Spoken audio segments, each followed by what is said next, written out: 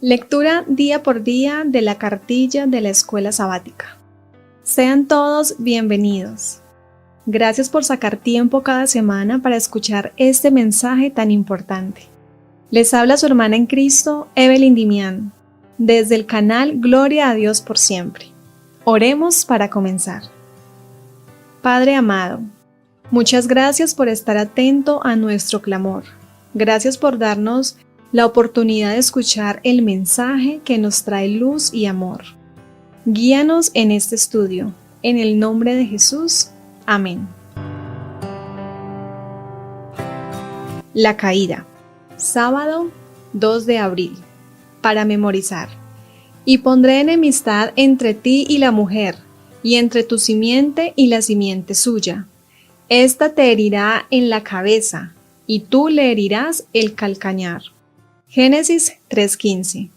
En medio de todo lo que Dios les había dado a nuestros primeros padres en el Edén, también había una advertencia: de todo árbol del huerto podrás comer, mas del árbol de la ciencia del bien y del mal no comerás, porque el día que de él comieres, ciertamente morirás. Génesis 2:16 y 17. Esta advertencia en contra de comer del árbol del conocimiento del bien y del mal nos muestra que, aunque debían conocer el bien, no debían conocer el mal. Sin duda entendemos por qué, ¿verdad? Y además, se cumpliría la advertencia de muerte adjunta a la amonestación sobre la desobediencia. Ellos morirán. No solo se les prohibió comer del árbol, sino además fueron expulsados del jardín del Edén, y por lo tanto, como pecadores, no tuvieron acceso a lo que podría haberles dado eterna vida. Sin embargo, en medio de esta tragedia surge la esperanza, que se encuentra en Génesis 3:15, llamada el protoevangelio, o la primera promesa evangélica. Sí. Este versículo presenta la primera promesa evangélica que se encuentra en la Biblia, la primera vez que se le dice a la humanidad que, a pesar de la caída, Dios ha abierto una vía de escape para todos nosotros. Domingo 3 de abril. La serpiente. Leamos los siguientes textos y contestemos la pregunta: ¿quién es la serpiente y cómo engaña a Eva? Génesis 3:1. Pero la serpiente era astuta, más que todos los animales del campo que Jehová Dios había hecho, la cual dijo a la mujer: ¿con que Dios os ha dicho, no comáis de todo árbol del huerto? Segunda de Corintios 11:3. Pero temo que como la serpiente con su astucia engañó a Eva, nuestros sentidos sean de alguna manera extraviados de la sincera fidelidad a Cristo. Apocalipsis 12:7-9. Después hubo una gran batalla en el cielo. Miguel y sus ángeles luchaban contra el dragón, y luchaban el dragón y sus ángeles, pero no prevalecieron, ni se halló ya lugar para ellos en el cielo. Y fue lanzado fuera el gran dragón, la serpiente antigua, que se llama Diablo y Satanás, el cual engaña al mundo entero. Fue arrojado a la tierra, y sus ángeles fueron arrojados con él. El texto comienza con la serpiente. La sintaxis de la frase sugiere énfasis. La palabra serpiente es la primera palabra de la oración. Además, la serpiente tiene el artículo definido, lo que indica que se trata de una figura conocida, como si el lector ya supiera quién es. La realidad de este ser se confirma, así, desde la primera palabra del capítulo. Por supuesto, las escrituras identifican a la serpiente como el enemigo de Dios, Isaías 27:1, y lo llaman explícitamente Diablo y Satanás, Apocalipsis 12:9. Asimismo, en el antiguo cercano Oriente, la serpiente personificaba el poder del mal, para conseguir lo que quería y pasar inadvertido. Satanás escogió como medio a la serpiente, un disfraz bien adaptado para su proyecto de engaño. La serpiente era en aquel entonces uno de los seres más sabios y bellos de la tierra. Tenía alas, y cuando volaba por los aires, presentaba una apariencia deslumbradora, con el color y el brillo del oro bruñido. Patriarcas y Profetas, página 36. Al hablar del diablo, en cualquiera de sus formas, la Biblia no se refiere a una mera metáfora. Las Escrituras representan a Satanás como un ser literal, no solo como un símbolo retórico o un principio abstracto para describir el mal o el lado oscuro de la humanidad. La serpiente no se presenta a sí misma como enemiga de Dios, al contrario, la serpiente hace referencia a las palabras de Dios, que ella repite y parece apoyar, aunque las tergiversa. Es decir, desde el principio, podemos ver que a Satanás le gusta citar a Dios y, como veremos más adelante, incluso cita la palabra de Dios, Mateo 4:6. Fíjate también que la serpiente no discute inmediatamente con la mujer, sino que hace una pregunta que implica que cree en lo que el Señor le ha dicho. Al fin y al cabo, preguntó, ¿con qué Dios os ha dicho? Génesis 3:1. Por ende, incluso desde el principio podemos ver cuán astuto y engañoso era este ser, y, como veremos, su estrategia también funcionó. Si Satanás pudo engañar a una Eva sin pecado en el Edén, ¿cuánto más vulnerables somos nosotros? ¿Cuál es nuestra mejor defensa contra sus engaños? Lunes 4 de abril. El fruto prohibido. Vamos a leer Génesis 2:16 y 17, Génesis 3:1 al 6 y también Juan 8:44. Compara las palabras del mandamiento de Dios a Adán con las palabras de la serpiente a la mujer. ¿Cuáles son las diferencias entre los discursos y cuál es el significado de estas diferencias? Génesis 2:16 y 17. Mandó Jehová Dios al hombre, diciendo, de todo árbol del huerto podrás comer, mas del árbol de la ciencia del bien y del mal no comerás, porque el día que de él comiereis, ciertamente morirás. Génesis 3:1 al 6.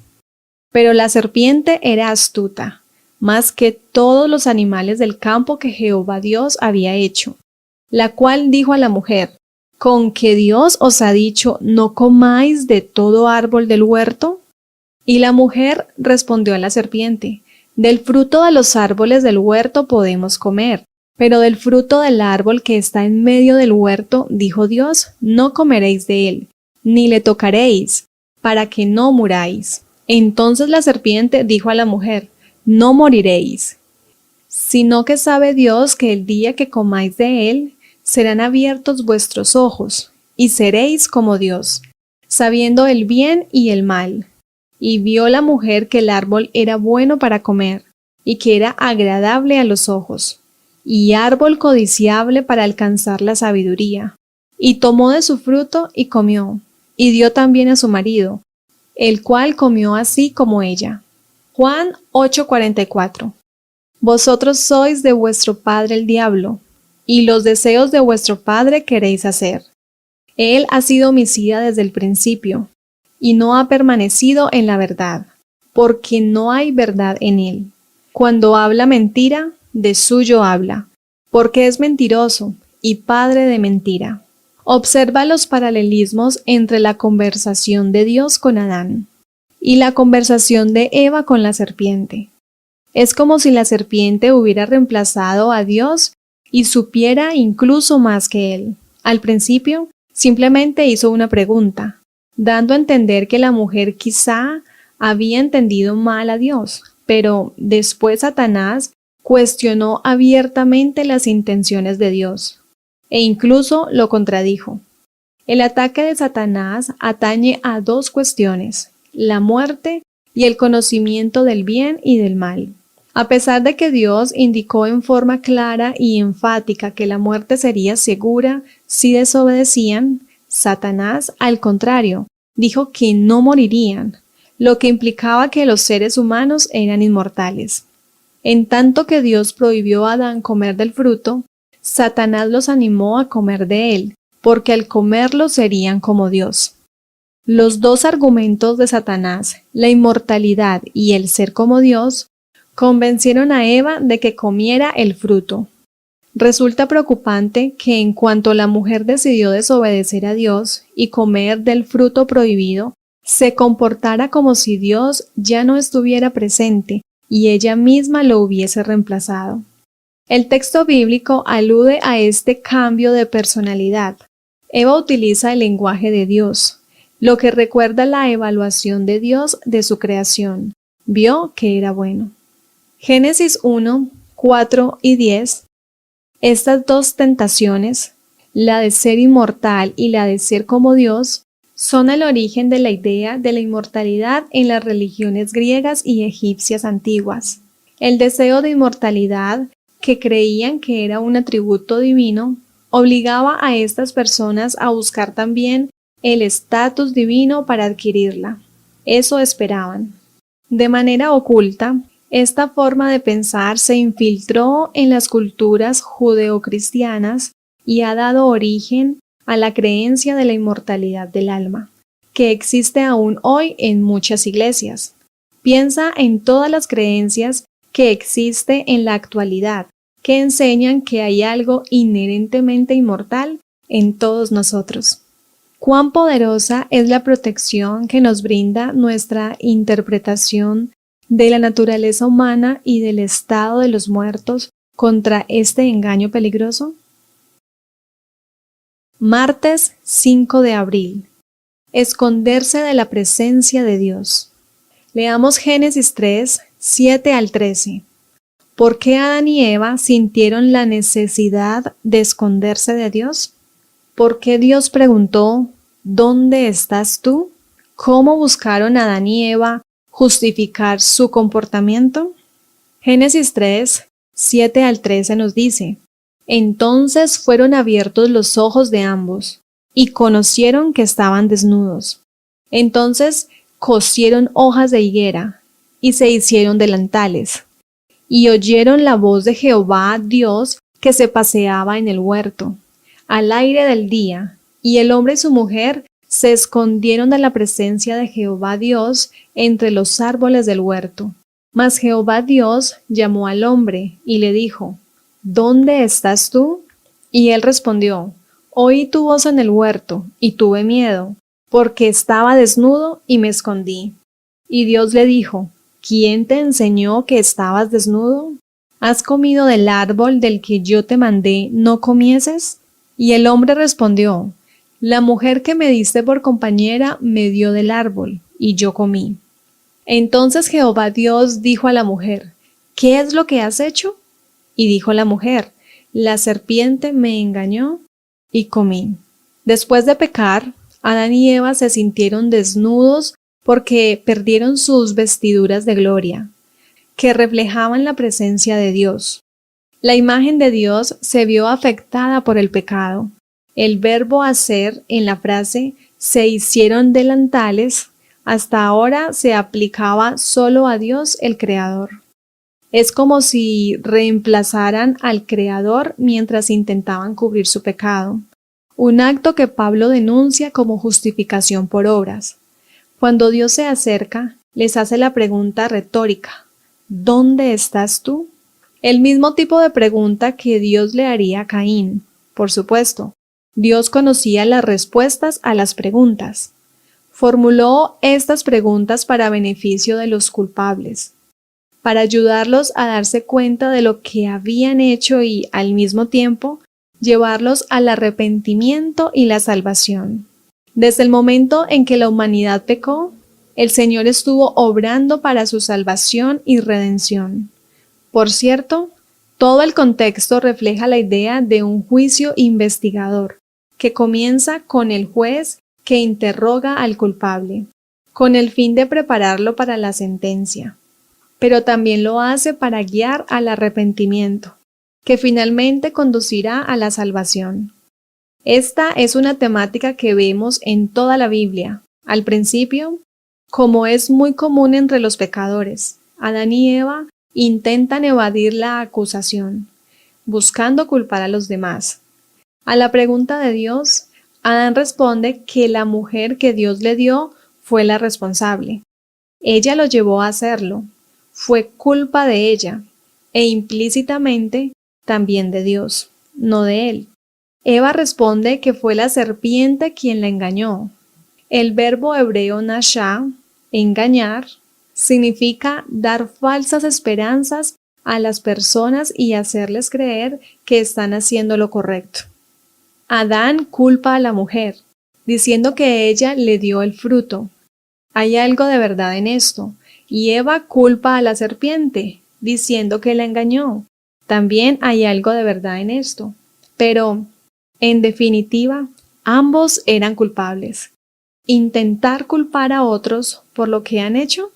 ¿Por qué es tan fácil para nosotros caer en la misma trampa? Miércoles 6 de abril. El destino de la serpiente. Pondré enemistad entre tú y la mujer, entre tu simiente y la de ella. Su simiente te aplastará la cabeza, pero tú le morderás el talón. Génesis 3:15. ¿Qué es esto que le dijo el Señor a la serpiente y qué esperanza está implícita en estos versículos? Dios comienza su juicio con la serpiente porque ella es quien inició todo el drama. La serpiente también es el único ser maldecido en esta narración. Llegamos aquí a una especie de reversión de la creación. Mientras que la creación dio paso a la vida, el aprecio por lo bueno y las bendiciones, el juicio conduce a la muerte, el mal y las maldiciones, pero también a la esperanza y la promesa de salvación. Junto a la lúgubre imagen de la serpiente aplastada que se come el polvo, brilla la esperanza de la salvación de la humanidad, que surge en forma de profecía. Aún antes de las condenaciones de Adán y Eva, que vendrían después, el Señor les presenta la esperanza de la redención. Sí, han pecado, sí. Sufrirán a causa de sus pecados, y sí, ellos también morirán a causa de los pecados. No obstante, a pesar de todo esto, existe la esperanza suprema, la esperanza de la salvación.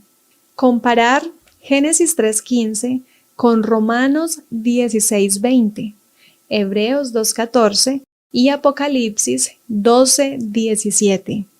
¿Cómo se revelan el plan de salvación y el gran conflicto en estos pasajes? Romanos 16:20. Y el Dios de paz aplastará en breve a Satanás bajo vuestros pies. La gracia de nuestro Señor Jesucristo sea con vosotros. Hebreos 2:14. Así que, por cuanto los hijos participaron de carne y sangre, Él también participó de lo mismo, para destruir por medio de la muerte al que tenía el imperio de la muerte, esto es, el diablo. Apocalipsis 12:17. Entonces el dragón se llenó de ira contra la mujer, y se fue a hacer guerra contra el resto de la descendencia de ella, los que guardan los mandamientos de Dios y tienen el testimonio de Jesucristo. Observa los paralelismos entre Génesis 3:15 y Apocalipsis 12:17. El dragón, serpiente, enfurecido, enemistad, la simiente, descendencia, y entre la mujer del Edén y la mujer del Apocalipsis. La batalla, el gran conflicto que se trasladó al Edén, con la caída, continuará hasta el tiempo del fin. Sin embargo, la promesa de la derrota de Satanás ya se dio en el Edén, en el sentido de que su cabeza será aplastada, un tema revelado más explícitamente en Apocalipsis, que describe su muerte final. Apocalipsis 20:10. Es decir, desde el principio, a la humanidad se le dio la esperanza de que habría una salida del terrible caos que surgió del conocimiento del mal, una esperanza de la que todos podemos participar ahora mismo. ¿Por qué es tan reconfortante ver que en el mismo Edén, donde comenzó el pecado y la maldad en la tierra, el Señor comenzó a revelar el plan de salvación? Jueves 7 de abril. El destino de la humanidad. Leamos Génesis 3:15 al 24. Como resultado de la caída, ¿qué pasó con Adán y Eva?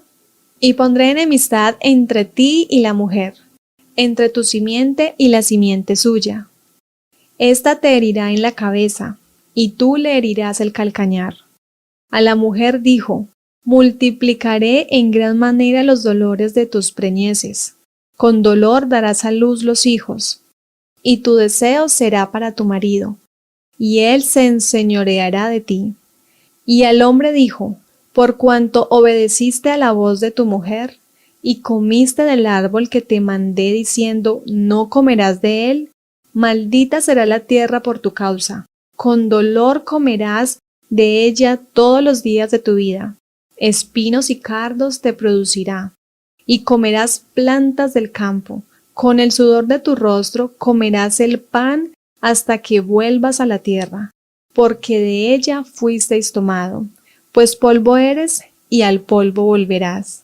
Y llamó Adán el nombre de su mujer Eva, por cuanto ella era madre de todos los vivientes.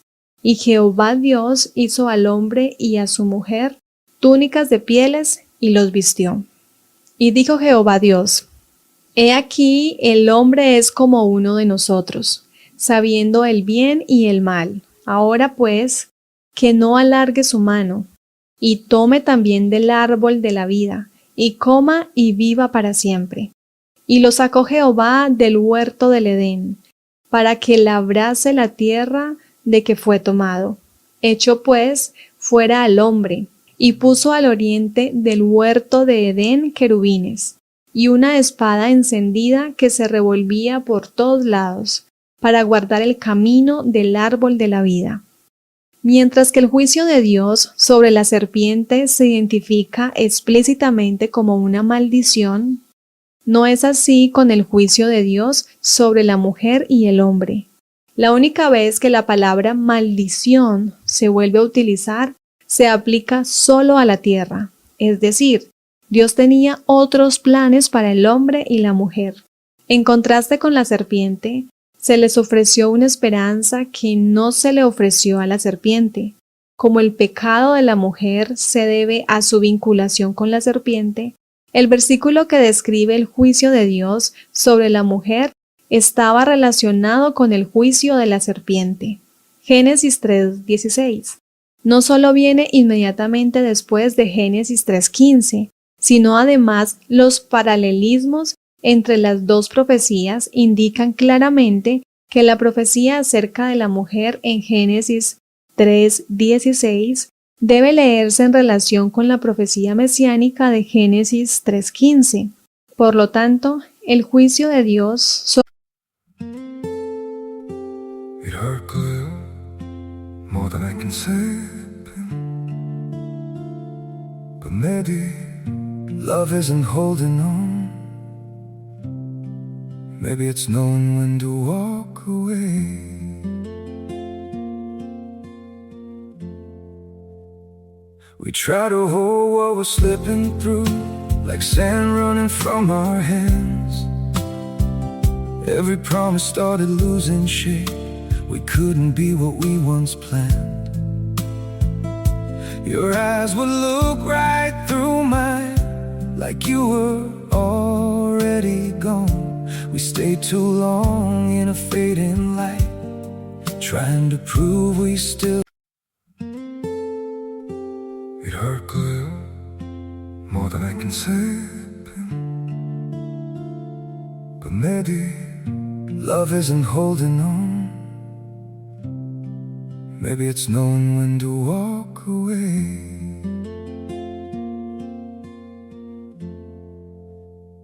We try to hold what we're slipping through, like sand running from our hands. Every promise started losing shape. We couldn't be what we once planned. Your eyes would look right through mine, like you were already gone. We stayed too long in a fading light, trying to prove we still. It hurt clear, more than I can say. But maybe love isn't holding on. Maybe it's knowing when to walk away.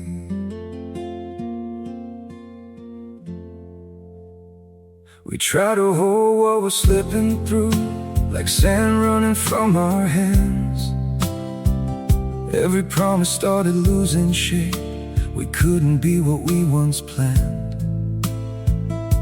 Your eyes would look right through mine, like you were already gone. We stayed too long in a fading light, trying to prove we still. It hurt clear, more than I can say.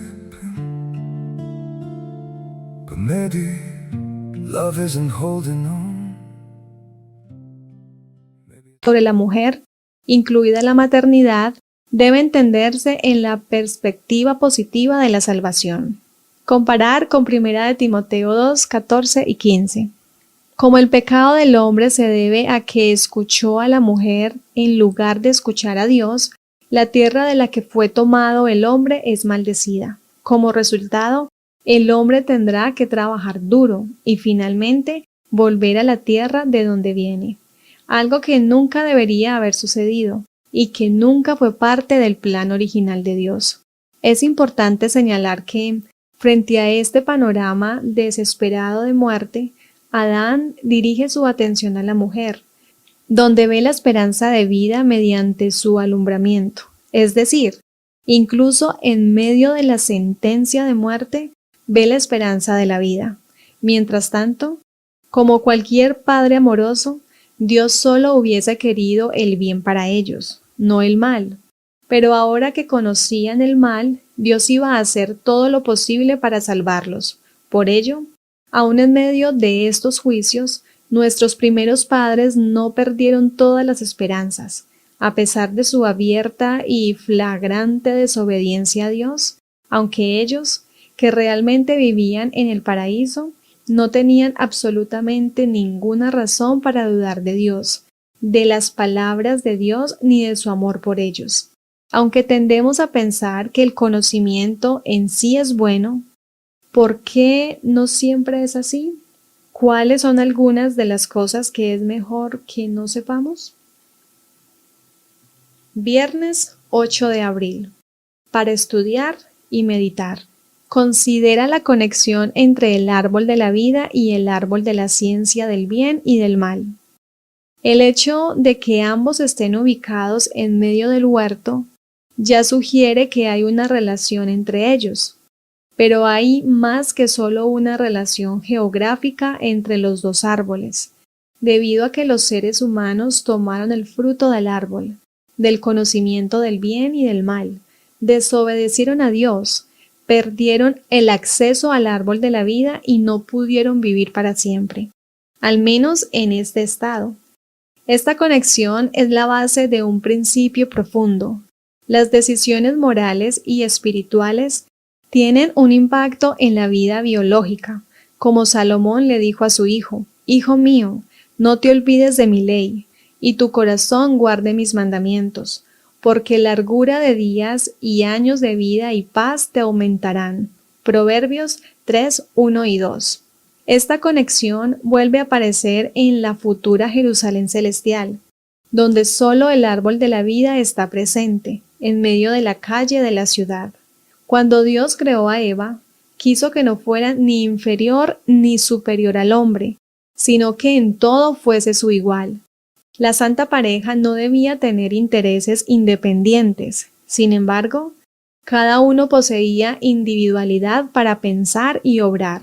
Pero, después del pecado de Eva, como ella fue la primera en desobedecer, el Señor le dijo que Adán dominaría sobre ella. Debía estar sujeta a su esposo, y esto era parte de la maldición. En muchos casos, esta maldición ha hecho muy penosa la suerte de la mujer y ha transformado su vida en una carga. Al ejercer un poder arbitrario, El hombre ha abusado en muchos respectos de la superioridad que Dios le dio. La sabiduría infinita ideó el plan de la redención, que sometió a la especie humana a una segunda prueba, dándole una nueva oportunidad. Testimonios para la Iglesia, tomo 3, página 531. Preguntas para dialogar. Primero, Dios confrontó a Adán en el Edén y le hizo preguntas, no solo para determinar su culpa, sino también para llevarlo al arrepentimiento. Esta temática vuelve a aparecer con Caín, el diluvio, la Torre de Babel y Sodoma y Gomorra. ¿Cómo se revela la idea de un juicio investigador en estos incidentes? Segundo, ¿por qué Eva pensó que comer del árbol del conocimiento del bien y del mal le daría sabiduría? ¿Cómo podríamos evitar, en nuestro contexto, cometer un error similar, es decir, desafiar abiertamente la palabra de Dios con la esperanza de algo mejor que lo que Dios nos ha ofrecido? Hemos llegado al final de nuestro repaso. Vamos a orar para terminar. Gracias, Padre amado, porque nos creaste, nos sustentas y nos das salvación en nuestro amado Señor Jesús. Ayúdanos a vivir de acuerdo a tu voluntad, aferrados de tu mano de amor. En el nombre de nuestro Salvador, Cristo Jesús. Amén.